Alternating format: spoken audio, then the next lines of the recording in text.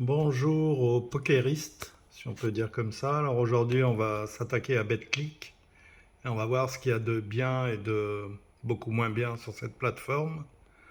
Alors on va commencer par le bon, c'est la répartition. Bon, moi je joue les 20 centimes. Alors je sais, c'est petit, mais bon, vous allez comprendre pourquoi j'ai pas trop envie de monter au-dessus. Ah, et les répartitions, c'est beaucoup mieux que Winamax. Parce qu'on peut voir qu'on a quand même beaucoup de x3. Les x4, c'est quand même assez régulier. Les 1 euro, ça peut arriver, une chance sur 30. Donc sur une session, vous allez pouvoir tomber sur un x5. Après, c'est beaucoup plus dur de tomber sur ceux du dessus. Et c'est pour ça qu'on a beaucoup de x3 et de x4. Alors, au niveau des gains, bah, ça n'a pas trop mal marché, je dirais, en 8555 sessions. Un ROI de 16%, pratiquement 41% d'ITM. Donc là-dessus, il n'y a rien à dire. C'est au niveau des mains qu'il y a quelque chose à dire. Et c'est bien là que le bas blesse. Parce que là, on arrive quand même à quelque chose d'assez spécial, hein. Il y a 2000 blindes d'écart, hein, entre levé chips et levé expected. Donc 2000 blindes, c'est totalement énorme, hein. C'est du bad run, mais quelque chose d'incroyable. Et et ça arrive à peu près depuis 40% de mes parties. Donc globalement, on peut dire depuis 3000 parties, on va dire, j'ai 2000 blindes de bad run.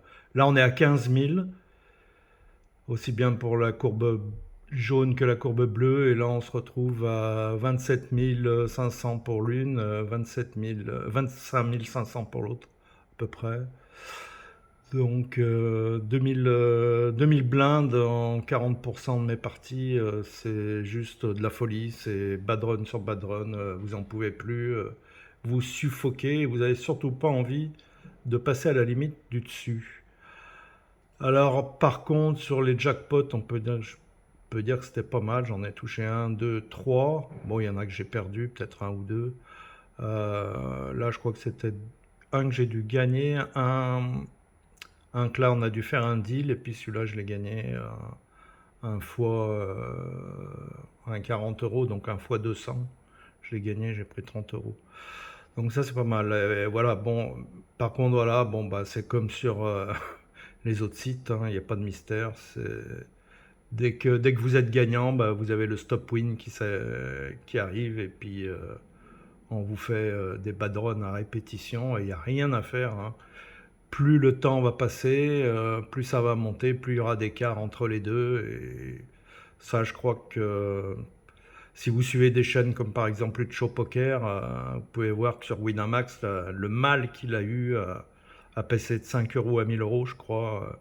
Il y a des bad runs en pagaille. Pour quelqu'un qui a un edge comme lui, c'est complètement phénoménal. Alors, moi, je pensais que Winamax, c'est mieux, a priori, sur le papier, de ce que moi j'ai vécu, mais je n'ai pas assez de données sur Winamax. Sur Unibet, c'est la même horreur. Sur PokerStar, bon, bah, vous avez pu voir peut-être mes autres vidéos, pas besoin de revenir dessus. Mais bon, voilà, j'ai l'impression qu'ils font un peu tous dans la même magouille, et on se demande bien ce que fait l'Argel. Ça, c'est la grosse question. Je crois que ça sert strictement à rien, sinon à cautionner leur magouille, quoi. Voilà, et ben, bonne chance aux tables.